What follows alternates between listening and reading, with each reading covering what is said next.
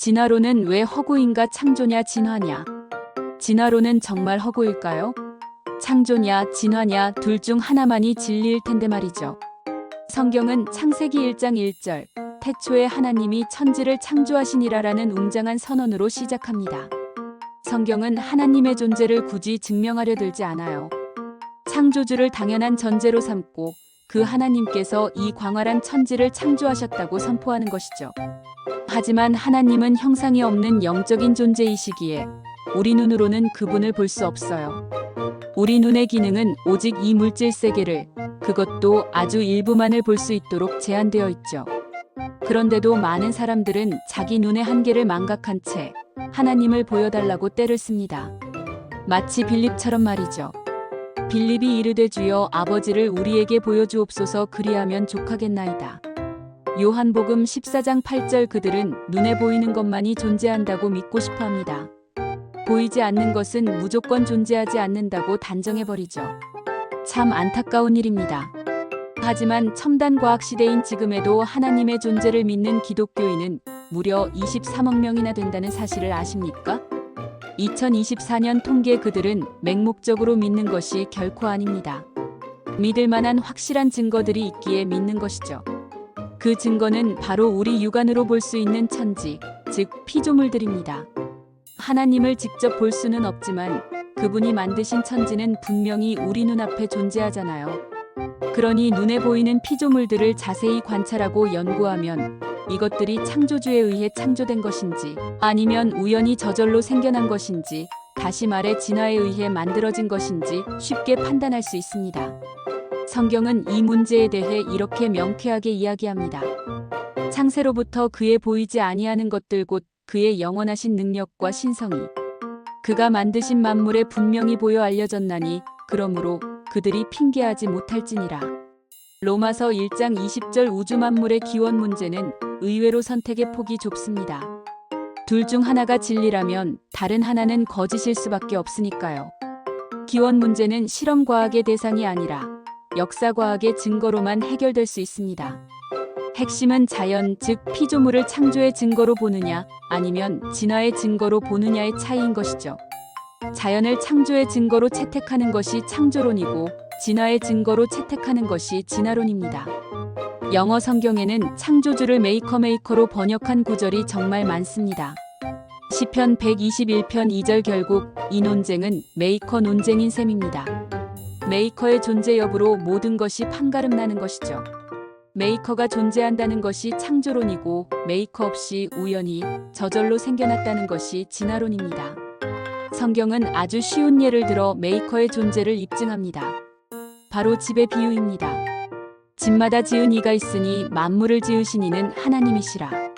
히브리서 3장 4절 정상적인 사람이라면 집을 보고 우연히 저절로 생겨났다고 주장하지 않을 겁니다. 이건 과학을 논하기 전에 너무나 당연한 상식이기 때문이죠. 그렇다면 소수의 사람이 사는 집이나 건물도 건축가, 즉 메이커가 존재한다면 무려 80억 명이 사는 지구라는 초대형 집도 당연히 만든 분이 있다는 것은 의심의 여지가 없습니다. 다시 한번 강조하지만 우주 만물의 기원 문제는 과학의 문제가 아닙니다. 자연을 보고 어떻게 해석하고 무엇을 믿느냐의 믿음의 문제입니다.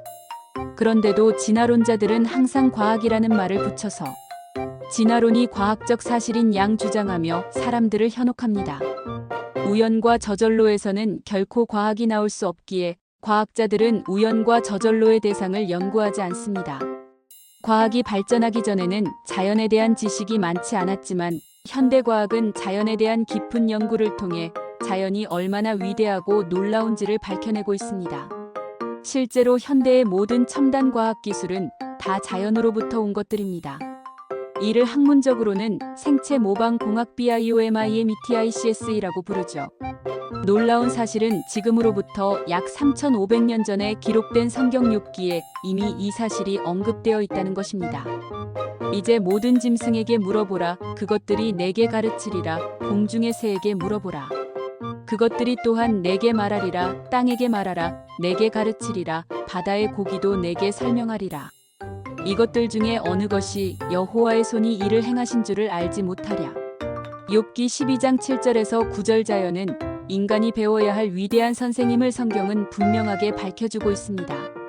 그럼에도 불구하고 진화론자들은 온갖 억지 논리를 끌어들여 창조주의 자리를 물질로 대체하고 그 최초의 물질이 폭발을 일으켜 마침내 우주 만물이 생겨났다는 터무니없는 소설을 쓰고 있습니다.